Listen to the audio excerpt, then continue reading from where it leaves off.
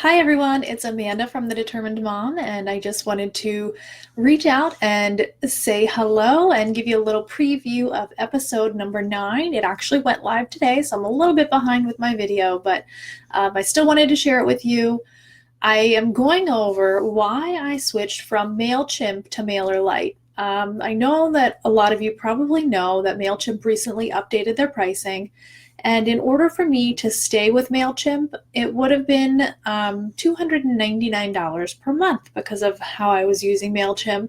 I create a new audience for each of my lists that I have, each of my downloads for my podcast, and it just would have been way expensive. So that would not have been good. And that is, it's just not feasible for a small business to put that much money into a email service provider, especially when your list isn't super big. So I went through all of my options and I finally landed on Mailerlite. So the exciting part that I think is exciting is that I actually have a bonus video where I show you the inside of the Mailerlite account and also how easy it is to create automation. So in Mailchimp, it's a little complicated.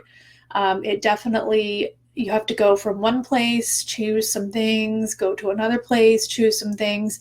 But in Mailerlite, it is absolutely so simple. And I show you that in this video. So if you like the video, you can always go to thedeterminedmom.com/podcast/episode 9. So check that out. And I hope you are having an amazing week. And my daughter is just waking up behind me. Oh, nope, she's still asleep.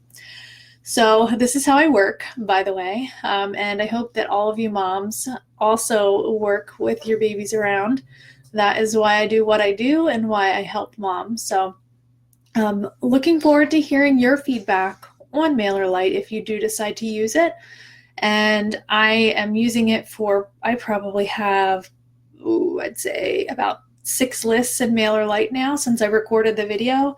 And I am in love with it. So I hope you enjoy, and I hope you have a wonderful, productive week.